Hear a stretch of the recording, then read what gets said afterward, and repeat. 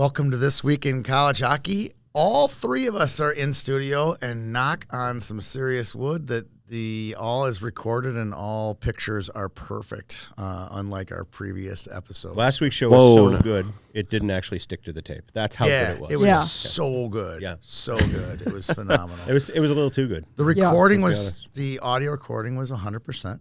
Yep. The video was still a little sketch, but I think today we're going to knock it out. Today's show is brought to you by the USHL and APX Hockey. Before we jump in and talk a little bit of past results, let's talk a little about the USHL. They're holding strong with all of the combustion that happened since last year, 100-plus kids coming in from the CHL. The numbers for the USHL are still strong. The number of USHL draft picks that were in the NHL were fantastic. It's still the league to play in if you're an American-born hockey player. Still great. I've got a quick soapbox. Let's go. I don't know if this is an IIHF decision or who would come up with this. Oh, I like it. USHL should be in the Memorial Cup. Absolutely. Quebec, Please, Ontario, please. Western League, USHL should be included. It would be the best ever. Why do we need a host city? Yeah. It is still one of the We agree, right? dumbest things I've ever oh, yeah, Kamloops is in it. And then Kamloops goes and loads up on guys because they know they're going to get in the Mem Cup. There was this, sky We're is Americans. falling. We're Americans. Yeah, the sky is falling idea that, the USHL isn't going to survive this new. No, come on. No. USHL is a fantastic league. Yeah. They're fine. covered the Clark Cup finals 2 years ago. Fargo against Dubuque. Yeah. Down in Dubuque. So, covered the last two games. Yeah. Number one, great town. Dubuque is fantastic. Cool, right on the road. Right Number on the river. two, you look at some of the players that have played in Dubuque, Iowa, of all places. I know. Holy cow. And just fantastic hockey. That was that Fargo team that was just not going to be denied. No, I know. I couldn't believe it took them. They had a a goalie with a weird last name. I don't know whatever happened to him, but he was really good. Oh, wait. He won He's a from national. Roseau, wasn't he? Where? Warroad. Yeah, I get he's those from two somewhere mixed I up. don't They're the know. same. They're all Won the a same national out there. championship last year. He's done okay for himself. He had quite a year, didn't he? He did have quite a year. He And won. that Fargo team was just not going to be denied. No, that was Gruba's team, right? Skinner, I think it was Skinner's first year as coach. Yeah, Gruba was on that team. And Dubuque was really good too. I mean, they had Zam was on the team. They had Hendrickson, they had Paulson, a couple guys who were with the Gophers now. I mean, they were top to bottom a really good team as well. But yeah, USHL hockey is fantastic. It is good. And it's funny, your age, my age. Right. Remember what the USHL used to be? It used to be guys who didn't have any other options. Like if you didn't get a scholarship out of high school, well, what am I going to do now? I could go work at the window factory, or I could go play for the Madison Capitals. Give it a shot. See what happens. Yeah. It's just amazing how junior hockey has changed. We had guys that I'm not going to say their names. They were decent players. Yep. In high school. I mean, above average. They would go to play for the Madison Capitals. All of a sudden, they have offers to college. I'm like, wait, is this how you do it? And took the 80s and 90s for it to actually sustain itself in the early 2000s. Yep. All right, let's get rolling. A lot of hockey. Sure. There was a couple games at the University of Minnesota that I don't might know. be worth mentioning. Maybe. I don't know. Maybe so. I just put that at the top because obviously I don't know if it was Monday Morning Commute, if you were talking about this game or a different game where you said this game wasn't that interesting, honestly, Tony. It was the worst college hockey game I've ever Friday seen night? in my life. And I told this to a couple UMD fans. They're like, Friday night's no, game? that was fantastic. It was fantastic. That's I what they mean, said. I'm like, differing I don't opinions. think fantastic is anywhere near my vocabulary when describing that game. I'll just say this. I went over to the new arena at We St. Thomas. followed each other. I saw you there. And what a fantastic game that women's game was. Yep. My kind of hockey, 7-6 OT. Yeah. I watched the men's warm-ups. I didn't watch any of the men's games because I zipped over to 3M Arena at Mariucci just to watch the game. I wasn't writing anything. I have a lot of friends who went to UMD, so I met up with some friends. When I walked into 3M Arena at Mariucci, it's 2-0 UMD, and I said, this game's over. You know the way Scott Sandelin's teams play. Oh, yeah. I mean, there's nothing better in his world than a 2-goal lead.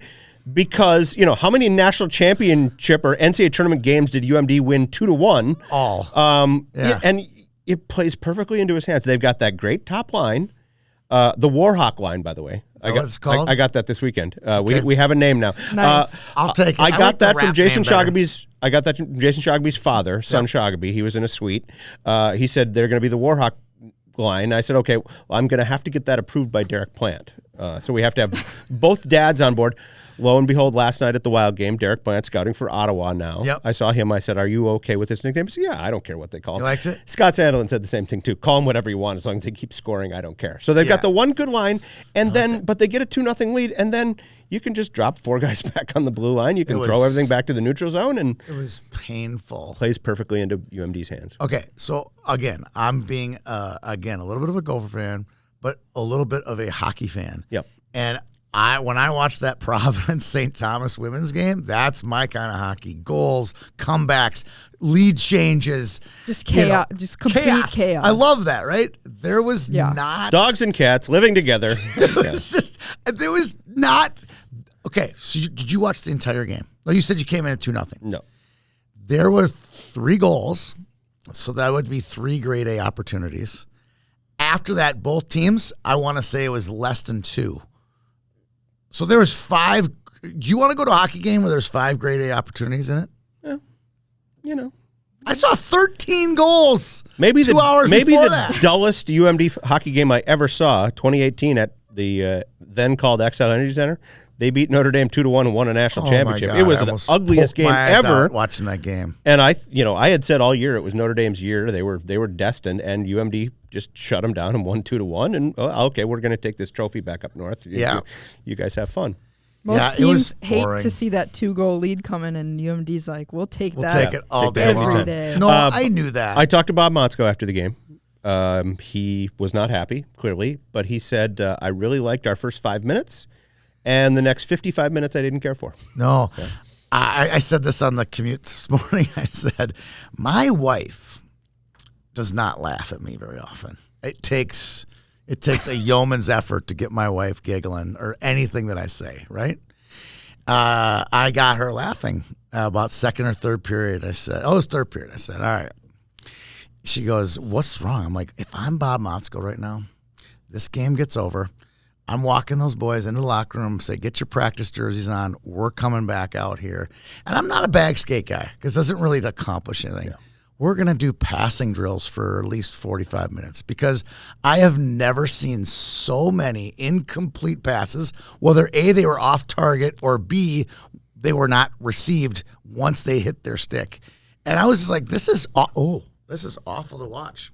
Was it just one of those games where like everyone's just discombobulated and kind of just not?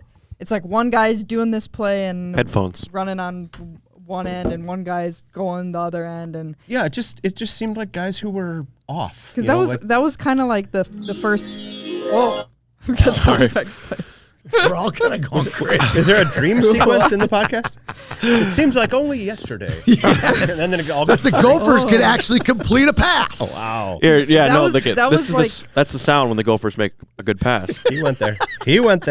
Because that was like part of the St. Cloud St. Thomas exhibition game was like, okay, clearly you guys are running different plays in your mind or something where one guy passes it back and then no one's there, or like just frustrating like that. So there was my take. And Debbie chuckled when I said it. She goes, really? You think that Bob would actually do that? And I'm like, and then she just kept the gag going the rest of the game. She's like, I bet after the game they're going to go practice just like you would do, Tony. And I'm like, I don't know. Whatever the answer is, they should be out there tonight. Let's not end on a bad note. Let's go end on a good note. Cool moment, by the way, for Gopher fans. Nate Schmidt was in the building. Yep. Came back, did some part of the TV broadcast. And then Logan Cooley. Watching his cousin play. Both of them in town because the Utah Mammoth were here. Cooley, they did a nice intro on the big screen and got a huge round of applause. And one of the nicer kids I've ever covered.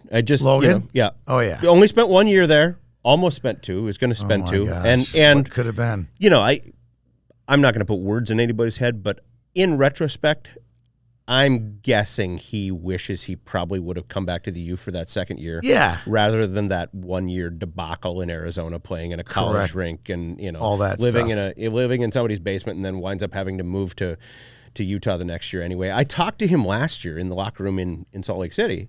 And he said, honest to God, it was 2 years later. He said, it seems like 10 years ago that I was at the U of M. Isn't it? Like so much has happened since then in his life. With the move and all that other stuff. Yep. It's funny.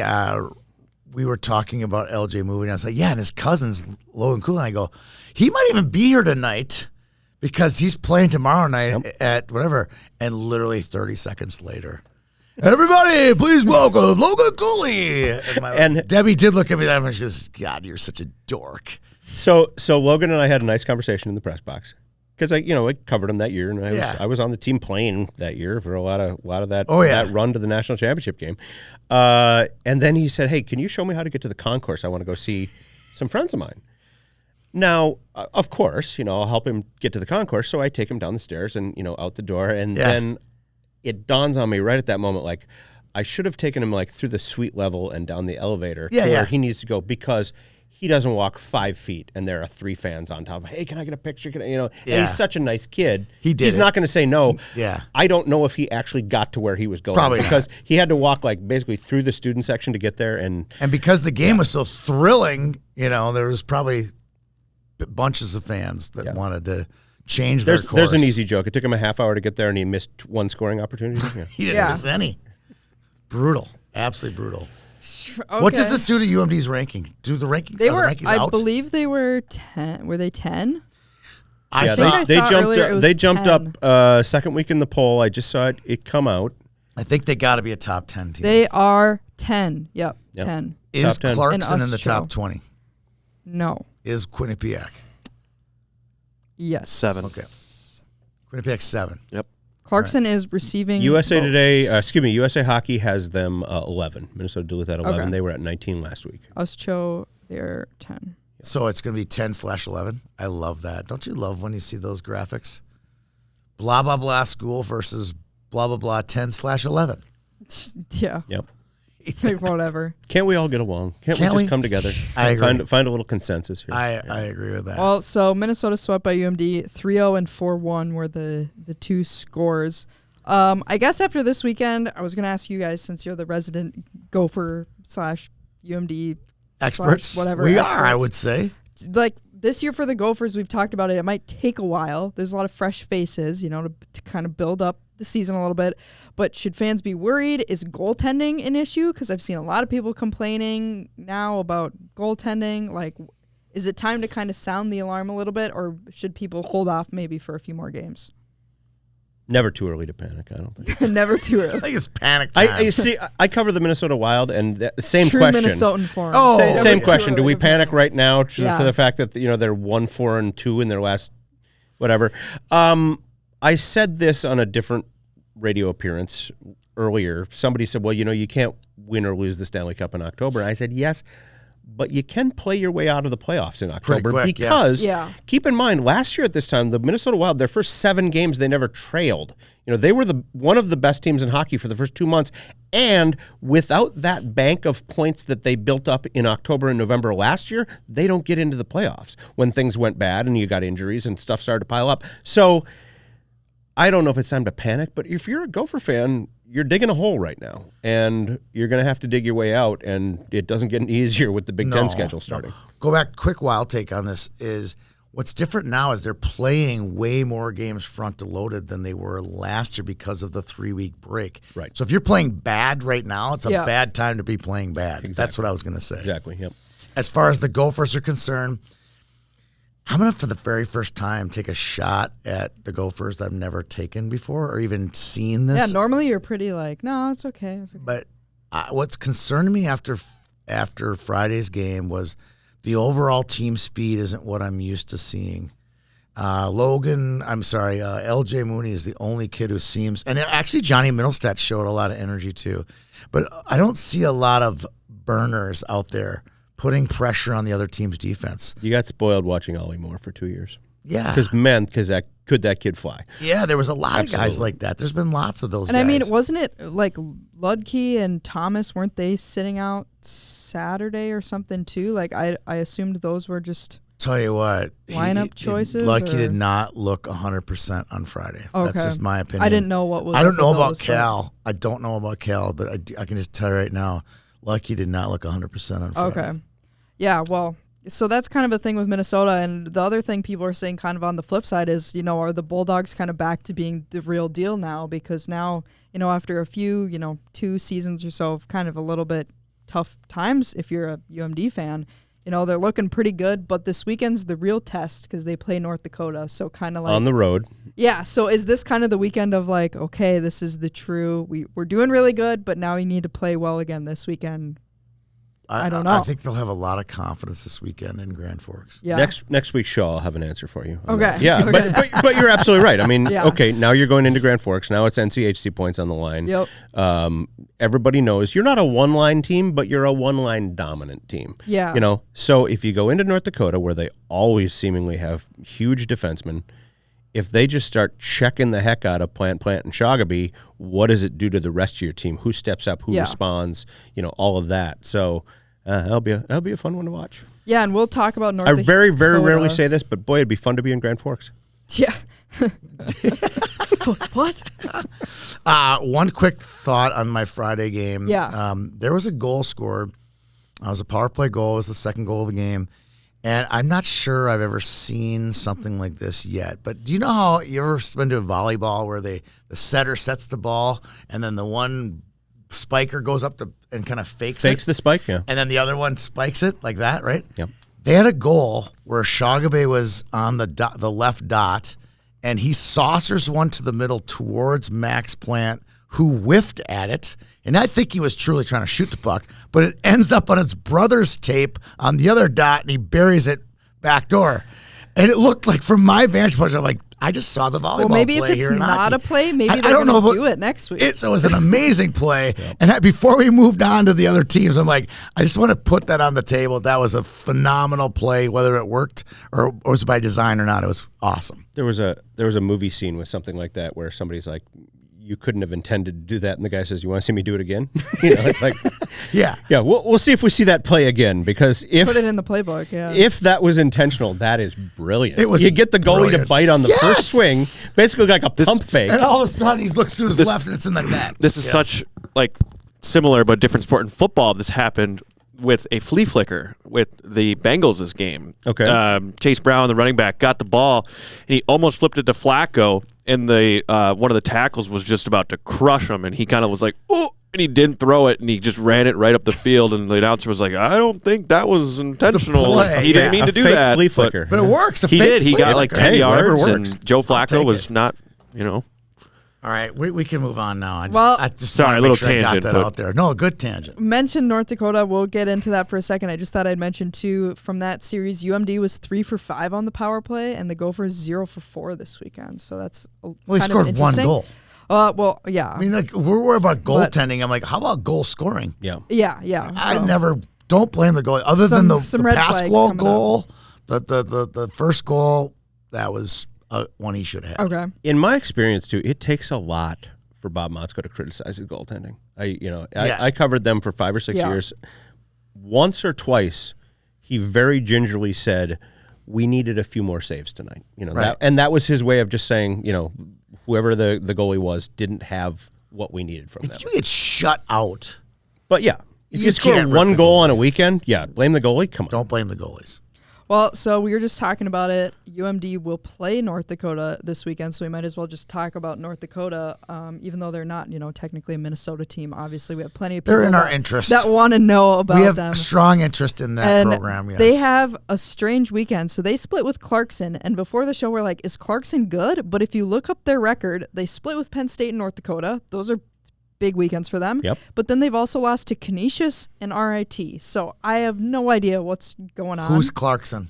What are they doing? I don't know, because North Dakota loses 5-2 and then they win 1-0. So it's not like they came back and really they have better wins than the Gophers. Yeah, I don't know. It's odd. So if you can go on the road, score 3 goals in the weekend and get a split, you're doing okay. I mean, you're playing good defense, obviously, but right. Yeah, right. I don't know if this North Dakota team is for real or not. I don't know yet. Yeah. First year under a new coach, and Dane Jackson is from within that system, so it's not like it's a revamp of the program. But I don't know what to make of this team. Yeah, Strinden and Zellers score Friday, and Keaton Verhoff, who's one of the youngest players in college hockey this year, scores the goal on Saturday. Our Minnesotan Tristan Sarsland, who's playing an insane amount of minutes for Clarkson, 1+1 on Friday. So That's cool. And their D3 transfer seems to be playing all their games in goal for Clarkson. Yeah. Their goalie. Yeah, I so love it. that's awesome. We're going to have cool. U Sports kids doing well, too. Because I feel like that's always one of those question marks when you get D3 transfers. It's like, how are they going to do? Like, if they're really good at D3, are they going to struggle? Or are they going to do really good? I think Augustana has a superior transfer who's fairly good, too. So sometimes it's hard to tell. You never know. Me at all. I'm surprised there aren't more, to be honest. But then I would agree. North Dakota put in a different goalie for Saturday. Their freshman goalie, who I believe is Czech. I want to say his name is like Jan Spunar. I don't know if I'm saying that right. But he got a shutout in his debut, so that's always kind of cool to see. So we'll see maybe if he'll play this weekend. I don't know. Because otherwise I think Gibson Homer has been playing, I think, mostly for them. Most of the games, yeah. So we'll see then maybe if they switch it up goaltending-wise. I'm not really sure. I know I saw some comments after the game of them just saying, like, when you put in a new guy, sometimes in the team's just more jazzed. They want to get him the win and that type of thing. So maybe they'll keep him in for this weekend. I don't know. But that was his first career start and a shutout, so good for him. But look at Graham Harris. Again, he had a great performance on Saturday night for the Gophers. So. Yeah, I saw people on Twitter saying, like, wow, that guy out-hustled pretty much everybody else on the Gopher roster that night. If he gets his opportunity, he's going to work his butt off to try and play. So, all right. Pretty cool. So any thoughts on North Dakota? Overall thoughts? Question mark. Like too a lot of really too early to tell. And yeah, you're absolutely right. We'll see what they do against the Bulldogs and the red hot Bulldogs and all the defense they play and that top line. I can't believe I'm saying this. I'm more interested in that series than the Wisconsin series and the Gophers because we don't know anything about Wisconsin. It's kind of hard to tell with them too. We don't know much about the Gophers, but we know a lot about North Dakota and UMD right now. So that'll be more interesting to me. Another kind of interesting series. I know we've said this is a crazy one. Bemidji State's been kind of struggling the last few weeks, and Augustana we've been kind of a little more high on, honestly. Not anymore. But Bemidji State ends up getting an overtime win and a regulation win against Augustana. I think those are two really big wins for them. But the overtime game was 0-0 heading into overtime. I feel like that's kind of rare. Yeah. And if that's not a CCHA score to you guys, I don't know what is. I don't know what is. Overtime. They're all low scoring. They're all null games, basically. It's wild. Whoa. They are. Whoa. Null scores are low. Sometimes. Yeah. Sometimes. But Oliver Peer had the overtime game winner. He's a guy I didn't really know anything about this season. That's odd that you don't know him. But, he's not Minnesota. I'm so disappointed in you. But even in general, you know all these guys. It's crazy. Well, when they played St. Cloud, he was one of the guys I did a story on him. That stood out to me. I didn't know anything about where it came from, but when they played St. Cloud, he was a good player, so I wasn't surprised. And positive, Adam Fleming returns from injury from that St. Cloud game, whatever happened. I don't know if it was just concussion or something, but returns, so that's good. Right. And assisted on the game winner as well, so love to see it. I guess one positive, I still think Kotai, who's the goaltender for Augustana, I think he's still really, I just think it was really a weird weekend for him. But maybe they just as a whole had a weird weekend. But a couple stats I thought were really interesting, and I know I'm a nerd, so I'm looking into the stats. But very telling. Bemidji State was 39-22 face-off wins Friday. That's big. Very Doubled big. up. And Saturday was 36-18. So they were dominating the face-off dot. So Augustana, needs to work on that. Specifically, Riley Funk for Bemidji State was 18-2 on face-offs Friday. So just dominating. Don't you have a child? That's crazy. Don't you have a white husband? Yeah. Seriously, maybe you should spend some time with them. I do. Get off the face-off victories. This took me like 5 minutes last night. Your daughter's name is Laura. Do I need to remind you of that? Maybe you should go spend some time with her. Your work on this stuff is fantastic. Thank you, Sydney. For people who don't know, we've got a cheat sheet in front of us that Sydney puts together every week. We're not paying attention. No, I'm like, but nobody pays attention like Sydney pays attention. Let me say the cheat sheet is for me to remember the stats, unless for you guys, to be honest. Great. But I thought that was very telling. How? I'm going to send you leaflets where knitting. Or knitting. Just get a hobby. Tony, she's in a book club. I'm in book club. A book club, yes. She's in book club. You are. I read at least one chapter right? every day. No, I'm in one book club, they meet twice a month. That's it. All I've got to say this though, since we're talking about the teams in this region, in our footprint. Yeah, in our footprint. I like that. North Dakota, Augustana, Duluth, St. Cloud, Bemidji, Wisconsin. Mankato, Minnesota. I consider How Wisconsin weird has because they got October Minnesota been? kids. You can't. I know nothing. Okay, so Augustana goes up to UMD and shuts out the Bulldogs. That's Yeah. UMD's only loss, and we're thinking, oh man, Augustana's powerful. And then the Bulldogs go to Bemidji and beat the crap out of Bemidji twice, and we're thinking, okay, Bemidji's no good. And then this weekend Very happens, confusing. and Bemidji takes care of business versus Augustana. You know, when Augustana plays the Huskies, it's a crazy. October has been just nuts. It is.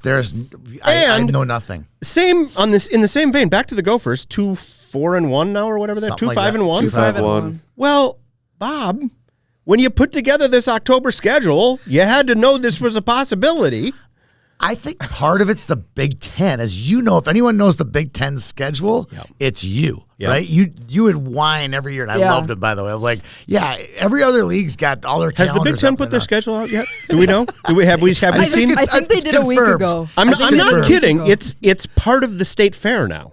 It is. It's literally the last week of August. Yeah. You're like, 6 weeks from now you have this conference. It's insane. Yeah, I think that's part of it, though. The Big Ten Network is such a mighty beast, right? And that dictates everything, men and women. Yep. Who's going to get those games on the network? Is it going to go Big Ten Plus or Channel 9 or whatever?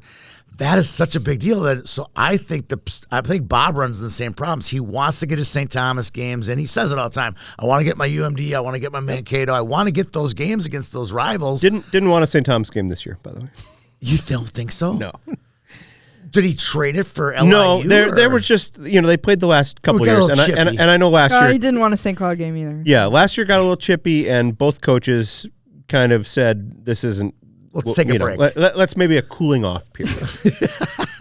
Well, he always says when I go to those interstate games, he always says I love these games, and he does his greatest. He does the bit with Bemidji where he goes up and plays them in an exhibition, which is a win-win for everybody, right? And this is part of his history too. It's not too long ago he was at St. Cloud trying to get games, and he knows it's a big deal to play the Gophers, and it's a big deal to play St. Cloud. Play Duluth. They're in the same conference, obviously, but. So he gets it. He gets that part of it too. So good for him. I love it. That they maintain some of those rivalries. It's not going to happen every year. You're not going to get Mankato every year. You're not going to get St. Thomas every year. He's got a nice little rotation, I think. Absolutely. Where it's like, we're going to get him. And from a travel standpoint, hopping on a bus going to Duluth is easier than flying out to Boston College. Well, they're going to play there next. I would assume they're playing there next year. Yeah, and like I said, they want to do the two games in one spot instead of the home and home, which I like as well. I would think it's cool if they could do. Like who just did it? It was Denver who played Northeastern and BC in one trip. Yep. Yeah, that would be cool, really cool in my opinion. And they've done some of that. I would go to that for sure. Gophers did that 21-22. I think they went out and did a 2-gamer out in Boston. Did they? Yeah. And they've done the 2-gamer where you do Clarkson and St. Lawrence. That would back be to back cool. as well. Yeah. Those schools, for people who don't know, in upstate New York, they're about 10 miles apart. Maybe they're basically neighboring towns. I would love to do that. Yeah. Love to just see those barns. I don't care any of those barns up there. Now, do we get it the other way? Does Boston College come out here and play the Gophers one night and St. Thomas one night? Are we gonna get that? I wouldn't mind that either. Yeah. I bet Bob wouldn't mind that because then it would throw a game where he could play Bemidji in a 1-gamer or St. Thomas in a 1-gamer. I think he'd like that. I kind of like the 1-gamers myself. BC's been here twice in the last 2 years. They were in St. Cloud last year. That's right. So St. Cloud did a series with Michigan not too long ago. Yeah, they played Michigan and BC last year. Yep. That's wild. They got Vermont this year. They got Anchorage this year. Got some interesting ones. Very different ones. All right, let's keep rolling. The only other thing I was going to add with Bemidji State, they sweep the weekend. Basically, I know it was overtime, but still 2 wins. But they 5 go points. 0 for 5, and I think 0 for 4 on the power play throughout the weekend. How were their face-offs? But their face-offs were wild. I only put that in because it was so drastic. Yeah, Otherwise, I don't care that much. But I was like, wow, but Augustana, you got to work on your draws there. I don't know. But the big one, we talked about this last week, to watch out for the new arena curse. Because obviously that's a tough one. So St. Thomas plays Providence, who, they're a good team too. It's not like they brought in somebody random to play their arena opener, but they get a shootout win, so a tie, and a regulation loss to Providence. It was 2-2 and 7-4. But the women lost. Yeah. Women lost. In like the So that's craziest, the true weirdest, building opening wildest was a game. loss. True first game. Yeah. Yep. Beautiful building. It was nuts. I loved it. Outstanding spot. I heard a little bit of grousing. The press box is on the end, I didn't. right no by the grousing. student section, right next to the band. So Oh. bring some like noise canceling, whatever you have to, because it's going to get loud. But I said this on social media as an old goalie, watching the game from one end is kind of how I grew up doing it. I so- didn't mind that part at all. No, I don't mind it. My only grousing, and this is going to be a really stupid grousing, Yep. is the American flag is right next to the press conference. You get the lights on box. you. Press box. The light to the flag Oh. is right in my face, right? And during the anthem, I got 3 texts. Hey, I can see you up there. I'm like, great. Do I have my hand over my chest? If you know, need to like, pick your nose, do it just do before or not do it after right the now. anthem, I'm not literally, during. everyone in the building can see me right now. Thanks. Appreciate that. Yep, good stuff. Well, you know, you're an A-lister. You show Only- up for the only- big premiere. A-listers, Lavelle E. Neal was sitting right next to me for the whole game. Absolutely. Yep. I was fanboying the entire time. So let me ask you this: parking. Did you get in? Did you get out? Okay. No problem. I parked on the street. Like I did block as well. away and slid right up 1 block walk. It was no You big guys deal. didn't. There's a media parking lot. Yes. Oh, nice. And they said most it nights in the there, ramp? you'll be able Nope. to park there, but opening Back night. door. Yeah, literally right. I mean, you guys Nice. know right where we were standing, where the ambulance was. Yeah. literally right out But that. that there was a lot ambulance. of neighborhood opposition. Not a lot, Yeah, but yeah. there was some vocal neighborhood There was. opposition to this building. And one of the things they said is there's just not the capacity to handle the amount of car traffic that's going to come in there on a nightly basis. And keep in mind, this building has 4 tenants: Yes. men's and women's basketball, men's and Yes. women's hockey. Yeah, yeah, So yeah. it's going to more- be Well, more locker rooms than that too. yeah. So I think Do they have soccer locker room there too? I was watching Has to the be. in between periods, and I think softball, golf, soccer. Well, soccer's right out the back door. So all those locker rooms are involved in the. But yeah, Facility. Yeah. So one of the conversations was, well, this will be a site where you can have like section final game, high school games. Well, Will they get them in? nights off in that building are going to be rare. Yeah. Far between. yeah. The folks who run Because that women's facility basketball, are going men's to. basketball are not done by the time section final, so I don't know if they're going to get it in there. Going to be some hardest working people in show business at the Lee and Penny I Anderson. can only imagine getting the floor on and floor off. Oh, did you see? I mean, I don't know if you saw back there all the flooring, and I was like, how many times are they gonna do It's this gonna in be a lot. calendar year? And Lot they of- both lot- have lot of change they both orders. have practice facilities, so they're Right. gonna be okay. You Yep. know, I thought it was a beautiful building, and I thought it was smart that they, kind of tried to make the umbrella as big as possible for as many sports. What I liked about it is the brick on the outside. It looked like it was just another. As Joe Moline said this morning, he goes, "Yeah, it looks like a science building. You wouldn't even know It kinda does. Fits right in with the rest of the campus. It looks perfect. I Yep. thought they did a and that's fantastic job. intentional. They Yeah. in between they say they use a certain type of stone that they source from Minnesota, which Yep. is pretty cool. Yeah, So- I thought the whole thing was fantastic. I still Well- don't know how to name it though. Is it the Lapa? Lapa. That's Well, I call it. I mean, yeah, I think I saw some people on social media calling it the penny. the penny. The Okay, penny. The penny. Yep. I like I'll take it. that. I'll the take penny that. chant was going. The Really? student section was because Nice. they dropped the puck for the men's game. Oh, Lee and cool. Penny did. Yeah, they were there. So Nice. yeah, Nice. Well, so a little more details on those games. The Tommies were actually up by 2 on Friday, but Providence scored 2 in the third. So that's maybe the new arena curse coming in late in that game there. And again, I don't like to put in all these nerdy stats unless they're like really interesting. Friday, St. Thomas 0 for 7 on the power play. Wow. Ouch, not great. But then the shootout scores were Van Vliet and Lucas Wallen. Obviously not surprised by that. Right. Aaron Trotter recently in the YHH He studio. sat right there last week. Like Got- on Thursday, got the Friday. dub. Thursday. And I believe it was Friday, unless it was Saturday, but one of the nights Sam Rinaldo got in his first game as well, so made his debut for the Tommies. Love to see it. Second game Saturday. So shout out Rogers. And then in the second game, again, Tommies are up 4-1 in the second period, and they end up losing 7-4. Providence scores 6 straight. Again, they're 0 for 3 on the power play, so struggling a bit with that. So they went 0 for 10 on the weekend? I think so. Yep. not good. Bauer Berry got his first collegiate goal though, so not technically a Minnesotan, but close enough. Part of the gang. For folks who don't know, Brad Berry, the son, who recently dismissed coach at North Dakota. This is his son. Yep. Named him Bauer. I like to think that he has a kid named Easton, maybe one named CCM as well. Yeah. Warrior. Yeah. A love child named Warrior. He does have a daughter, I know that. But I don't think she's named after any hockey products. Gotcha. Hey. Could be. You never know. Bauer was always my favorite skate, but whatever. Yeah. Bauer's first collegiate goal, and then Carson Musser was in net that game, and then Will Ingeman got in at the tail end. They yanked him finally, So didn't they? played kind of a couple different goalies there, but again, that new arena curse, not great. But Providence also is pretty good, so it's not like they brought in a nobody and then lost like those games. So Yeah, I was asking Joe today because he was at the Saturday game. I asked him, I go, did Roger McQueen get in the game? He goes, yeah, he's unbelievable. And he had a huge cheering section. This is Roger McQueen, the 10th overall pick in the NHL draft from Saskatoon. And he goes, apparently his whole family was down here from Saskatoon to watch the I was game. going to say, I thought he was cool. a Sask guy. Yeah, So maybe this was I know his dad pretty well, and I met him actually in Saskatoon. Will Ingeman was a Wayzata kid, Yep. correct? Yep. Yes. Okay, Yes. sure. And then Carson Musser, I think we've talked about him. Little NTDP kid. little town, southern Fairmont. Minnesota. Yeah. Yeah. Facing Love to see it. 68 shots a game. And Every game. I hope someday he gets to play against the Gophers because when I've interviewed him, he said, my dream was to be a Gopher all my life. And Oh, yeah. Gophers didn't show a lot of interest in him. He went to Colorado College first and then has made his way back here. A goalie's such a weird. If you're a D1 coach, especially, how do you pick one? Yeah. Because there's 900 to pick from. There's only 120 spots. Yep. Because the third goalie is usually kind of a throw in, right? You're zeroing in on two kids. So there's 120 spots out there. Like, how do you pick one?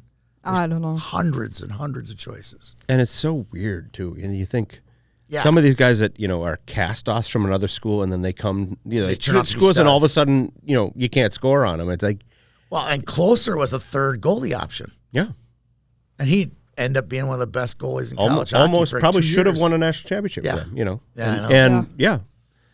Crazy. Jack LaFontaine, cast off at Michigan, is not going to Totally. play. He comes here, wins the Richter Award. I Yeah. mean, it's like, how do you Can't make it up. How do you scout this? How do you figure this out? Can't.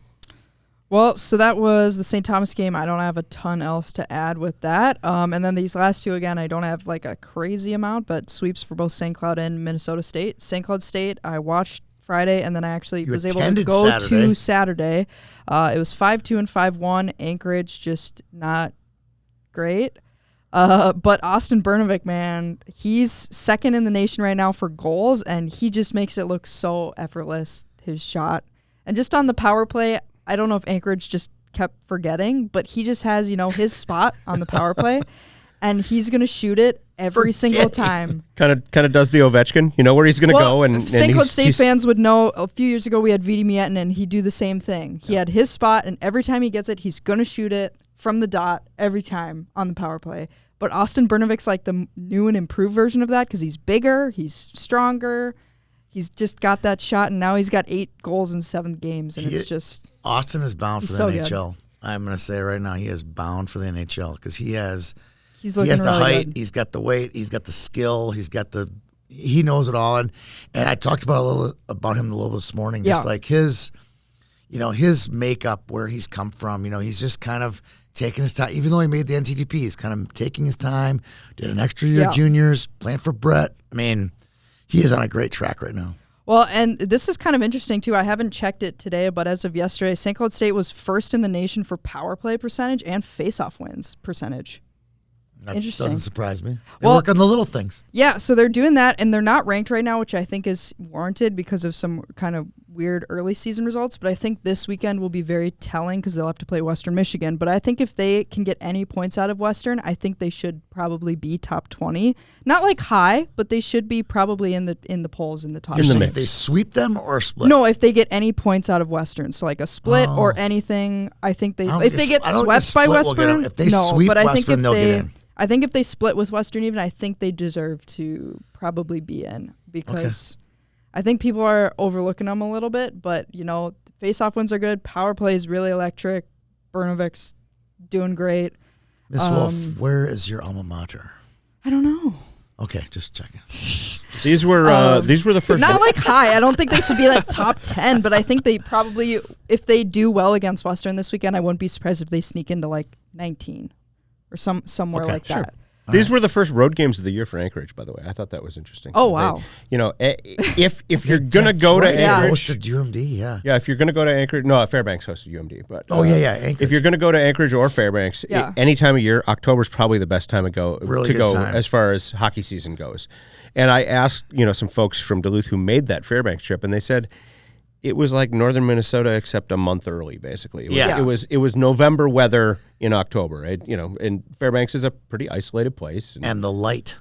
Yeah. The amount of light is I have not been to Alaska. I will say I went to Edmonton last year in either late November, early December. Didn't see the sun at any point. It's the same. Yeah. Arrived in the dark, left in the dark. It may have come up during the day, but I didn't notice it.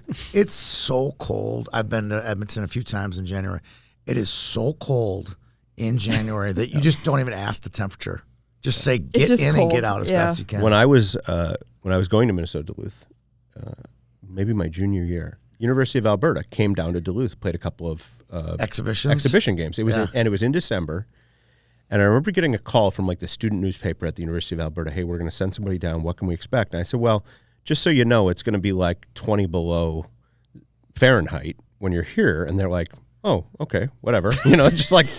That's fine. We live in Edmonton. You're not going to scare us with cold temperatures. Nothing. No. I've been up there a few times, and my rule of thumb is always be how close can you get to your car? Yeah. How close? Gotcha. That's the closest the car was. I've been there once. I stayed a block from the Oilers rink. I know exactly where you stayed too. I was able to walk, that one block, and I know exactly. Walk by the Wayne Gretzky statue, and the whole deal. And there's a Tim Hortons there, so you can get a cup of coffee and warm up. It's nice. Yeah, I know exactly where you stayed. Yeah. Well, to get back into my stats I was talking about, St. Cloud State power play, like I said, first right now, 42.4%. Electric right Who's now. Who's on the power play? Bernavik. Well, obviously Bernavik and who Cooper else? Wiley. Yeah. Tanner Hendricks was out this weekend. Yeah, I know.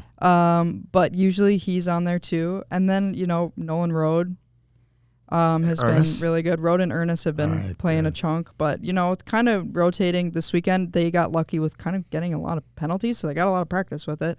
Because Anchorage was kind of like some of the other teams who came into the Herb recently and just were taking kind of just like, oh, well, that's an obvious hook. Oh, you just cross-check someone in front of the ref. So, okay, well, power play. Sydney, let me ask you this, because you were at one of the games. Yeah. Are the crowds getting any better there? I know they'd struggled to I thought draw.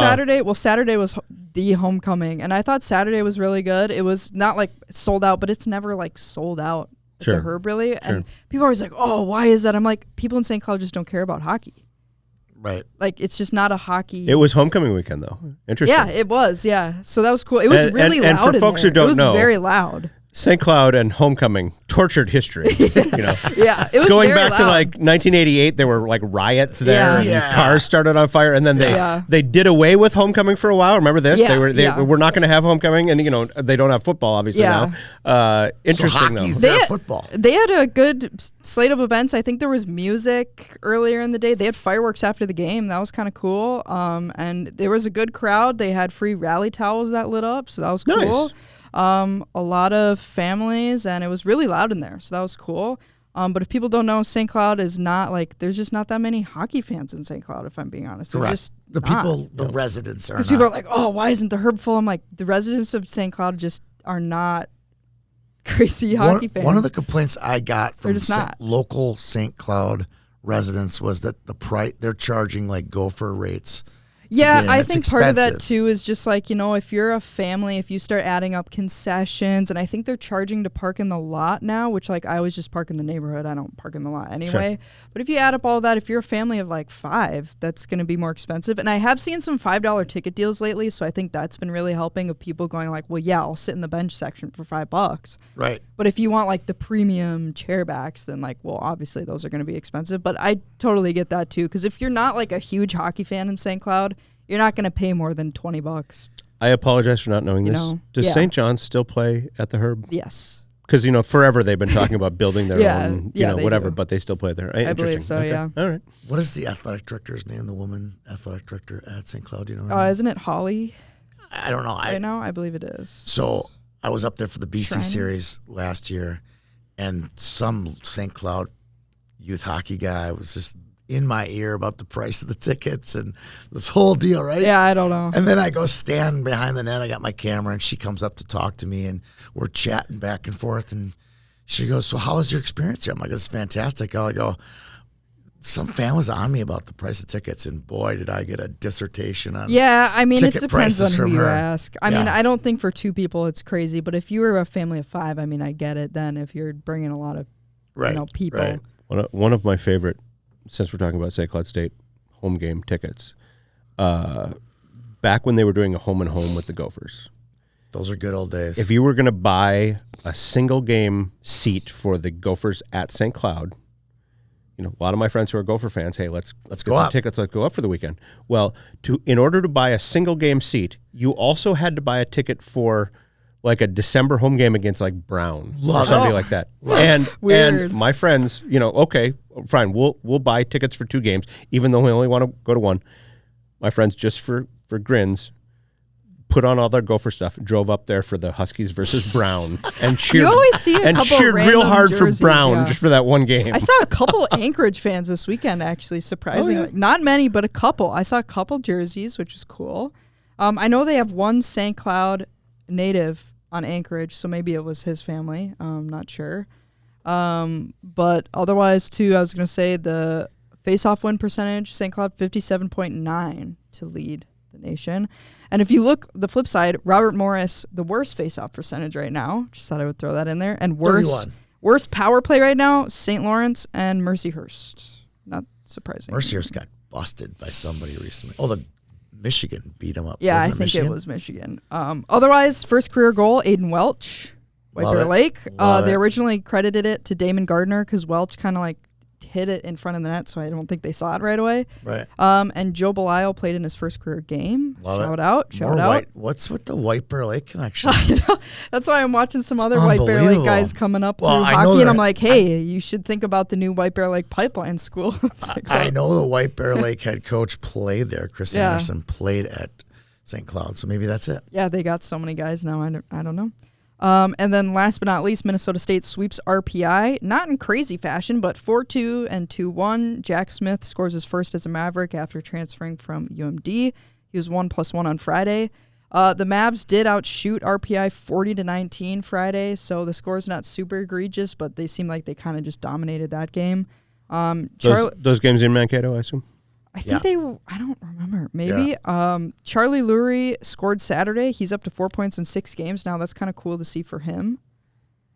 He's a scoring machine. He didn't score much at Omaha. Yeah, that's why it's kind of cool to see him come to Minnesota State, and now it seems like he has a bigger role and is kind of Those games were in Mankato. doing well. Okay, in Mankato. Mayo Clinic Event Center. I think Here we that's go. about the 9th Yeah. name for that building. No, It's I know, but it's the Mayo longest Clinic one. Health Systems Yeah, Event it's Center. brutal. Yeah, it's something Seriously, really that place. You know, my running joke was it has a different name every year because Okay. it's been the Mankato Civic Oh, Center. it was Verizon. It was the Verizon Center. My favorite was Pepsi? Was it the Pepsi too? The Midwest Wireless Civic Center. My joke was there were no wires in the building anywhere. You couldn't find a single wire. Nice. It's crazy. Wireless. All right. Are we about to jump into Summit scores? Because Yeah, in a second. I'm making up a bit here. I gotta gotta Well, say, you can make up a bit. Just a quick story, since Yeah. we mentioned RPI. Yeah. For people who don't know, Rensselaer Polytechnic Institute. It's out in the Albany, New York area. Yeah. Here's my quick story. Long time ago, guy from Roseau originally, Rube Bjorkman, I know him well. coached RPI. For like 1 year, wasn't it? 1 year took him to the Frozen Four. They got third place. He went to New Hampshire. He coached there for, I want to say, 3-4 years. Recruited Dick Umili to go to New Hampshire. Never actually coached him, but when I saw Dick Umili this year, the legend of college hockey. I know he is. Yeah. He said, was Rube Bjorkman there? He said, you won't believe this. Rube Bjorkman, Boston kid, recruits me to come up to New Hampshire. By the time I got there, he was gone. But he said, my whole life in New Hampshire started with Rube Bjorkman. Then he goes to North Dakota, coached North Dakota for, I want to say 6-7 years in the 1970s. 70s, early 70s. Didn't have a great run there. No. And in fact, Gino Gasparini took over and kind of turned that program around.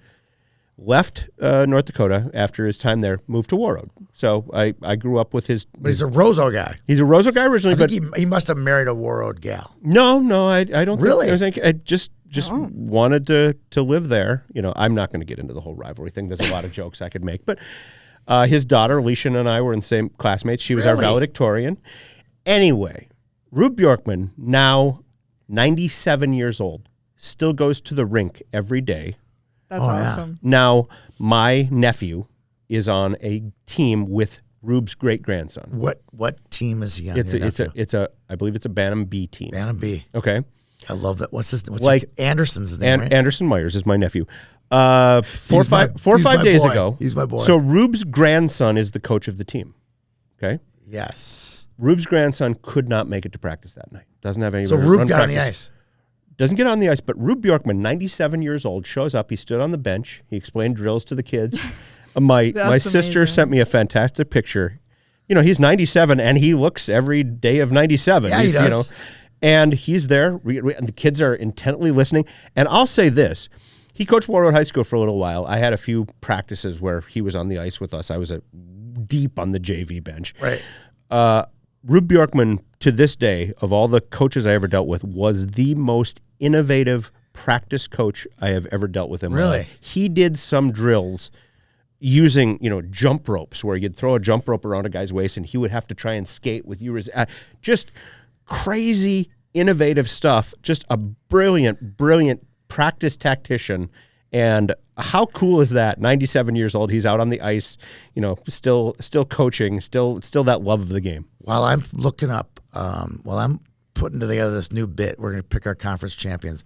Do a Google search on Rube Bjorkman because his pictures from when he played with the mask. When he played for Roseau. Yeah, they're great. It's like aviator goggles. He was a goalie. Look him up. They're unbelievable. It's fantastic. And then the other thing I interviewed Rube for, he was playing for the Gophers. Yeah. When they were playing in this, it was called Minneapolis Ice Arena in Uptown. Yeah, DuPont Arena. Yeah. And when he was on the team, he said there was the team was issued like a school bus, literally like a yellow school bus. And every day, one of the players would drive the bus over to practice. They'd all haul onto the bus, drive over to Uptown, practice there. He was on the Gopher team when middle of the season they moved to the state-of-the-art half of Williams Arena. Yeah. And I interviewed him about that. Like they finally got their own home on campus. That they took half of the basketball arena and made it, shoved a hockey rink in there. They did, pretty much. Yeah, it was crazy. So great story. Pictures of Rube are unbelievable. I'll see if I can find a picture of Rube. Well, before you do your bit, no, I got my bit. I have one notable. Don't ruin my bit. I have one notable from one other game. Right. Cole Iserman was seen leaving the BU game on crutches after the game. Don't know any more information than that. But that would be a big loss for college hockey if he's out for a while. Former number which, one. Not a Minnesotan, but has former Minnesota ties. So I'm sure everyone knows. And was one of the top goal scorers last year. Go for commit, and then change course. So that could be something big to watch because I'm not sure if it was like precautionary crutches or if it was like he's going to need them crutches. So we'll see. That was my one notable I thought I'd throw out there. All right, here we go. Here's the bit. Okay. There are 6 conferences. Let's pick our conference winners. Oh, God. Conference play starting. Ew. Come on. Let's have some fun. Pick a winner. Come on, let's have some fun. All right. So, okay, where do we start? AHA. We're going to go alphabetical. AHA. Lots to choose from there. I'm a big Bentley guy. Bentley had a great year last year. Because you're best friends with Andy Jones. I am pretty much best friends with him. We're going to be doing Christmas together this year. I'm going to go Bentley. For my friend Dan Rubin, I'm picking Bentley. Gosh. I don't know any of these teams. None of us really know. I don't know. Everyone says Holy Cross is supposed to be good. They beat Ohio State this weekend, didn't they? Yeah, split, yeah. Oh, well then Sacred Heart. You want Sacred Heart? I'll go Pios. All right. Hey, Sacred Heart's Twitter.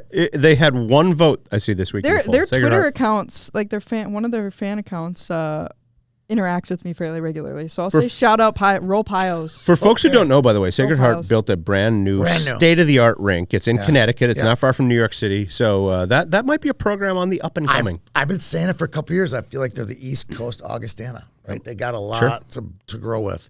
All right, next one, alphabetically, Big Ten. I'm going to say something different. Who's the only team that's never won the Big Ten title? Yeah, I was gonna say Michigan. it's got to be Michigan Yeah. this year, right? You're Wolverines right there. You're I going thought that was a Michigan? Matamidi jersey, but no, I'm going with Michigan. They got a goalie this year. You know they can score goals. All right. I'm going with the Wolverines. They're overdue. I'm going to go with the team with the best goalie. I'll go Michigan State. I think I'll go Michigan too, just because I feel like they've been hot early. All right. I don't know. Overdue. Okay. Yeah, I'll agree with How that. about nobody picking Penn State? Nobody. Wow. Hey, well, they Jeez. barely They beat Stonehill. All that hype and Barely. Yeah. Come on. I could see them having a good second half though if they're like weird early. I don't know. We'll So, see. all right. CCHA. Who goes first? This is kind of gross. Oh, I'm going to go Minnesota State. Sydney? What are you going with? I would have picked the Tommies, but 7 goals. That's tough. I know. Tough. I like this Tommies team. Can I check what wins Bowling Green and Tech has first? Oh, I met a person this weekend who had a Tech connection, which was really random. Sometimes I just meet people and they're like, were they male? yes. Good guess. Good guess. For folks who don't know, Michigan Tech is basically a monastery. Yeah, it is. No, 85%. Yeah, it's heavily male dominated. It's an engineering school, Well, fantastic it's a tech school. school. Yeah. No, I read this is my favorite statistic in the history of college hockey. The male to female ratio at Michigan Tech currently is like 2.5 to 3 to 1. Okay, so it's 3/4 male. In 1962, I believe it was, maybe 61, when Michigan Tech won their first national hockey championship. They have 3. When they won the first of the 3, early 60s, the male to female ratio at Michigan Technological University was 22 to 1. That is a monastery, folks. I'm sorry. 22 to 1. Wow. Yeah. Wow. Glad science is making a big push on the women's side. That's good. I don't know. I'm going with the Huskies. I say Michigan Tech. That's a Owen good pick. Bartoszkiewicz, CCHA Player of the Week this week. Okay, I mean, They've got good goaltending. They got a new coach. I feel like it's I like probably going to be Mankato, but to pick something else, I'm also going to pick Tech. Yep. You guys are teaming up on me here. Are you doing Mankato? Or are you going St. Thomas? I said Mankato. Yeah, Okay. you said Mankato. Can we say Mankato on the show, or do we have to? I'm going to say Mankato. Can't say. You have to say Minnesota State. I say Mankato, but I type Minnesota State because that is the proper. I do the same thing. I On always- the show I say Mankato, but like I always type Minnesota State Mankato. Yes. No spaces, no hyphens, no commas. just one. And here's big word. why. Minnesota State Moorhead is also Minnesota State. Correct. So you Yeah. can't just say Minnesota State. It doesn't work that way. Yeah. University of Minnesota Duluth. So do you do a hyphen? I don't do a hyphen. I just Is it not hyphenated? 3 words. Is it Minnesota space? Minnesota well, it's space, technically state, just space, Minnesota Mankato. State University at Mankato. Yeah. Okay. Or I'll on second reference sometimes I'll say MSU Mankato. Yeah, I like that. For my Summit scores, I just put MSU. And if you don't know Evan Murs at Mankato, then too bad. Yep. That's the way I look at it. Yeah, I mean, I think it's probably just going to be the Mavs, but to be more entertaining, I'll pick I did have, and they're now retired SID. Good friend of mine, great person, Paul Allen. Not The best. not the football guy, but The best. I went to his retirement party. We're great friends. Truly a great human being. Yeah. He and I used to get into arguments about this because he would say, "Well, we're Minnesota State. We're Minnesota State University," and I would say, "Well, yeah. What about the one in Moorhead?" Well, then. Not that I won the argument, but I'm driving on 94 in St. Paul, and there's a big billboard that says Minnesota State Mankato, like recruiting billboard. It's Yeah. like, well, okay, you can't put it on billboards and say I can't use it in stories. Yeah, I believe Yeah. that. I believe you guys nerding out on that. But if UMD, if I'm covering a UMD University of Minnesota game, I always call the University of Minnesota UMTC just as a nice little jab. Oh, that's what they would put on the scoreboard at the deck, UMTC. That's where I got it from. I love that. Like One TC. of the Well, great. what if you're talking about Rochester? You never know. Yeah, or Wasika. What if you're Or talking about Crookston. University Or of Minnesota Crookston. Morris? You never know. One of the Cougars. great historical pictures were the early days of the deck. When it just opened in like 66, they're playing the Gophers, and packed house, smoke in the air smoke, because everybody would smoke billowing. back then. And there's a great hand lettered banner hanging up from the upper deck in the deck, and it says "Prune the Southern Branch." thought that is so perfect. Like, I like that. Late 60s college hockey. That's very clever, Very clever. I like that. Croon the Southern brand. All right, here we go. ECAC. Gosh, I'm not very good at ECAC, and I said You're I not said picking your favorite Bobcats. Yeah, I gotta go Quinnipiac here. It's all about the culture for you. It's the culture. It's the culture.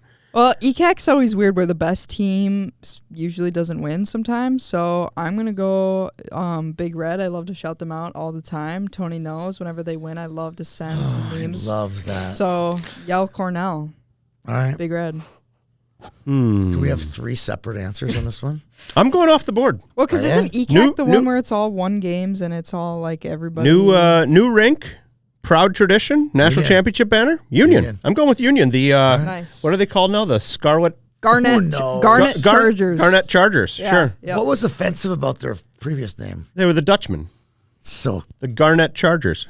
It's so offensive. I don't like that. Well, He are played, you Dutch? He played. I'm Dutch. He played tight I'm end. going on record as being Dutch, and I'm offended by that. I'm pretty sure he played tight end at Kent State. Garnet Chargers. Had Yes. no hands. Good blocker. For sure. Yeah. This All right. show is so weird. So we're done with ECAC. I'm going to go Hockey East. Now there's a lot of choices here. Lots of choices. This is one too where it's like who's just going to get hot at playoffs. It's not even like a who's the best team. We're taking the regular season champion here. Oh, regular season? Regular season champion. Regular season champion. Boy, this is a tough one. Because you're right. Well, there's a lot then of I good don't know teams about here. I don't know about my Cornell choice, but I'll stick with Stick with it. I'll stick with it. I don't like the Boston schools. Like regular season champion. I'm gonna go off the board here. I'm gonna go UConn. I was gonna go UConn, but I'll pick somebody else. No, I'll go UConn too. You want to make it a triumvirate? I'll flip it. No, I'll flip. I already picked the Huskies in a different conference, so I can pick the Huskies here. Yeah. Why not? No, I'll stick with the top teams, and I'll just stick with BU. I'll stick with BU. That's so boring. Sorry. Okay, no, that's fine. Well, if you Now. guys I go mean, against the they're a grain, then good someone team. has to pick. Like I the will top say one. you take Cole Eiserman out of that But lineup. if he's That's a hurt, different then call. that's. That hurts. Yeah. All right, last conference, NCHC. This is the one where I'm like, Miami could win. the that nacho? NCAA Do we call- this do we year. call They're it the- undefeated? do we call it the They're nacho? Undefeated. Not beaten anyone. They're undefeated. I love them, but I'd not beat I them. love all the call us the National. No, nobody's buying that. I still call they them. say that? Oh Yeah, yeah, they want to yeah, be called yeah. the National. Yeah. their 10-year logo Because with is like 10 teams, it says national, but spelled with 10 in it. Like Big and 10. they tried that right when the league started too. I remember George Gwozdecki saying, "Well, in the National we do this." Oh, knock that off. No. That's a car rental company. Just stop it. Well, you could make a case they've won a lot of national championships. I like calling them the Nacho. Yeah, I I like think that. everybody I like that. agrees on Nacho. Anyway, Duluth. Really? Duluth or Denver's had some weird results. They just lost to Northeastern. Not sold on North Dakota. I don't know. Everyone in the Nacho is beating everyone all the time, and so far I feel like Duluth's hot early, so I'll say Duluth. Plus, last year, if you remember, the NCHC was all over the place. Arizona State was like one of the best teams, so it's like just in my heart, I'm always a Bulldog. If they win the Nacho this year, it will be UMD's first regular season conference title. yeah. So I'm gonna say Duluth. Since 1993. Think about that. They won the WCHA in 1990. They've won three national championships since they last won a conference title. Countless. So I agree with tournament championships Yep. too. Oh, yeah. I agree with Countless. what Sydney said. I can't pick them. I just can't do it. I'm going to pick Western Michigan to win. I'm going to pick Western Michigan to win the NCHC. That was my pick. Tony, But- if you need a solid but- pick, you just I always feel like pick I'm in a Denver. fantasy football draft. I was going to take him. Then but- just pick Denver. They're always the safe choice. I know. But I will say this: if UMD wins the NCHC tournament and or the national championship, don't be surprised because that's just what they do. That's just what they Yeah. do. I agree with that. I mean, I feel bad And as saying this, but, boring like, as those I don't- games were this weekend, I didn't see a lot of holes in that Bulldog lineup. No. They got good goaltending. They've got one really good deep. line. They have They've got great deep. support. It sounds They've got bad, defense. but the only teams I'm always like, yeah, probably not is like CC and Omaha. And like No. probably not Miami yet this year, but otherwise all the other teams I'm like, Yeah, I'm not going to be surprised if Miami any of those might other be that teams- not ready for primetime team. You know, they're making some. They're making some better, waves. though. They're kind of serving notice that hey, we're not the doormat anymore. I but will say this: I don't think they will finish last in the Nacho this year. That can be my hot take. I do not Interesting. think they will be last. They beat Ferris State, RPI, and Lindenwood. They've in been your- last for a couple of years. I don't think they will finish last this year. It was it the 2 overtime wins over Lindenwood that really got you stoked about? No, but I Miami? think they're gonna be. I think they're working on it. I think they're working they'll on be it. like. I think- How many I games think- are good there? school, good rink. I feel like they're the same Good with St. conference. Cloud, where early results you got to take it with a grain of salt. And I see just the stretch down the road of like I think they're just gonna keep going up. Like 20 games, right? If there's 20 I think they're game gonna do regular good. season, Like I don't how think they're many gonna go wins in 20? undefeated and like win everything. If there's 20 regular season games, I don't know 24, about wins, but I just would they're a say. team that I'm not going to be surprised if in a couple weeks we're like, they got a really big win against Denver last night, or like, oh, they got swept, but they played within 1 goal of Western both games or something, you know? Eight wins or more. I think they're going to be I'm good. gonna go eight. I'm gonna eight throw, or more. I'm gonna throw this out there. How many did they have last year? 0. 3? 0 in the league. In league. In league. 8. 8 is a lot. I don't 8 know. would be a lot. It would be a lot. I'm gonna say this. I'm looking at a Colorado College jersey. Remember Brad Butow, Yes. coached the Gophers, And Coach CC. coached CC.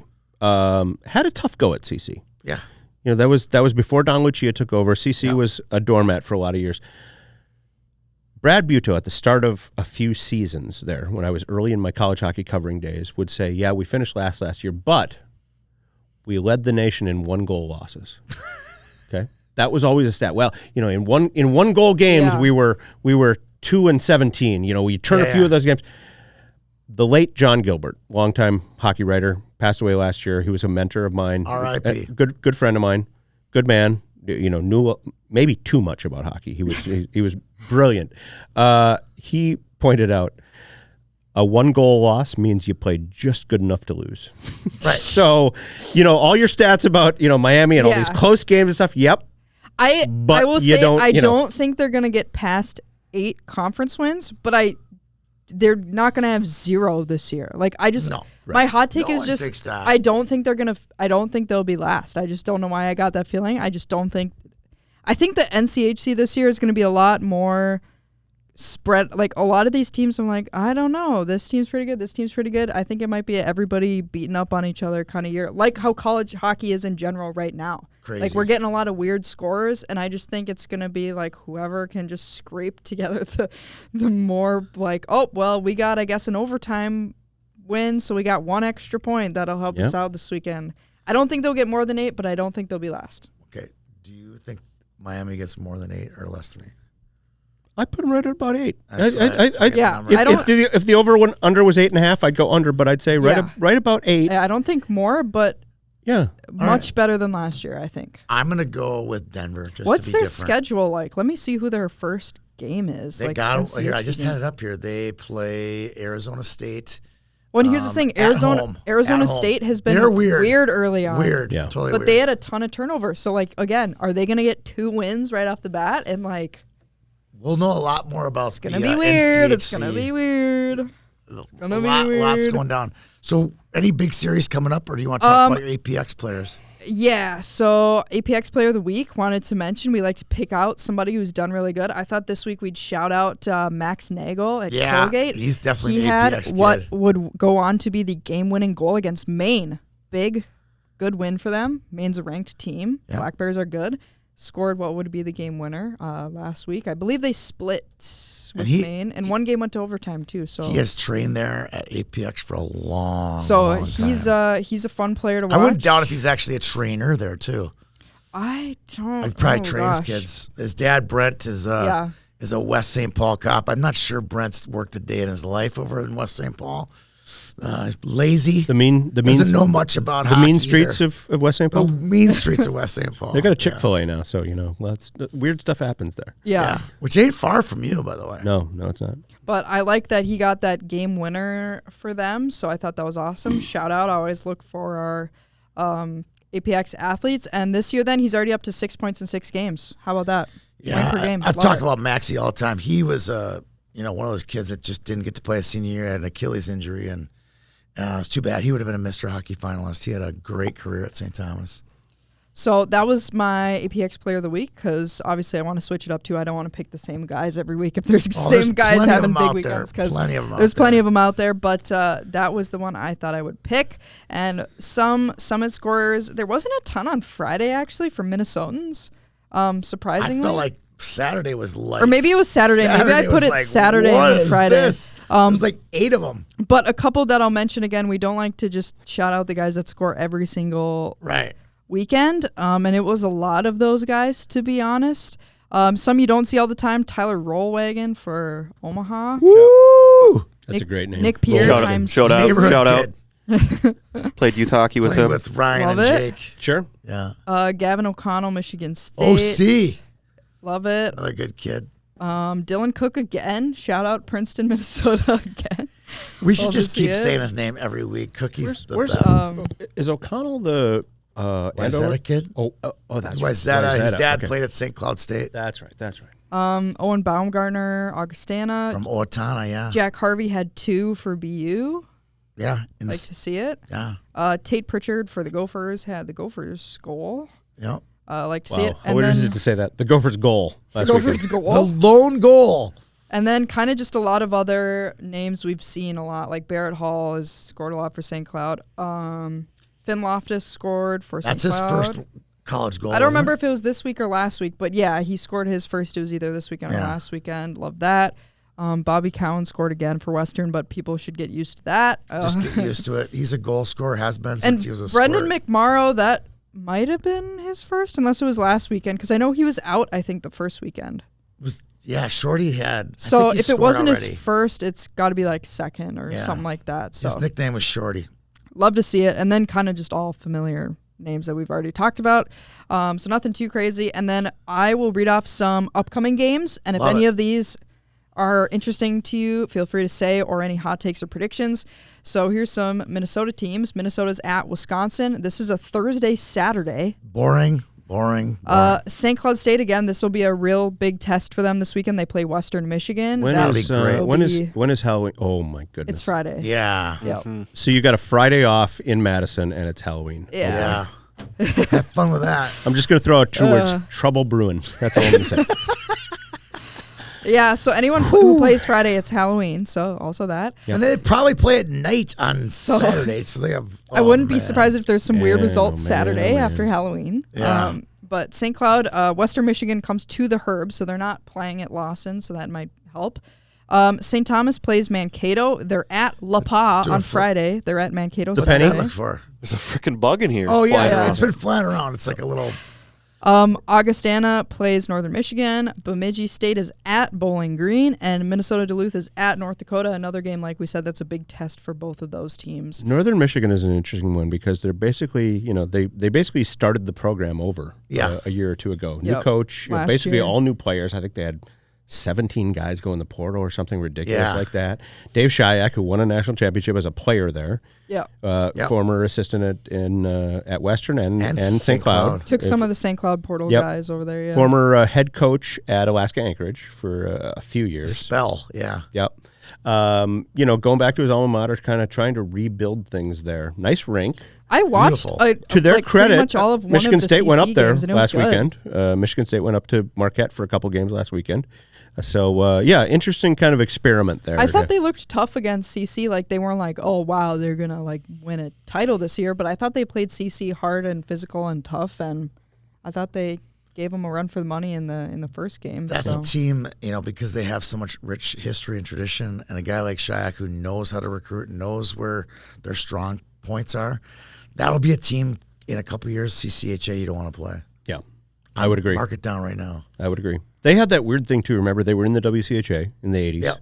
And for a lot of the 90s, they were in the WCHA. And they moved to the CCHA, right? And here's the reason why. Their enrollment was dropping. Yeah. And somebody at the school had the idea that, well, if we play more games against Michigan State, Miami, these downstate teams, more kids in Detroit, the population centers in Michigan will see Northern Michigan and they'll be more interested in going up there. That didn't work out so well. I don't know if it worked. I don't know. The Twin Cities is way closer. Absolutely. Way closer than Detroit. So yeah. I took my daughter there on an official Did visit. you? She wanted to see Northern Michigan. Great school. Yeah. I'll admit she was a little intimidated by the 7-hour drive Yeah. from the Twin Cities.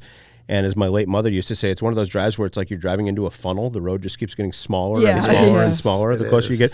get. But, we drive 7 hours from the Twin Cities. We're on this official visit, and we're talking to kids who are from Ann Arbor, Grand Rapids, Detroit area, and it's like 9 or 10 hours For them. and within the same state. So, yeah, How far is Luther from Inver Grove Heights? about 2 hours. Oh, Nothing. that's great. Nothing. It's nothing. Nothing. Doesn't have a rink, but anyway. All right.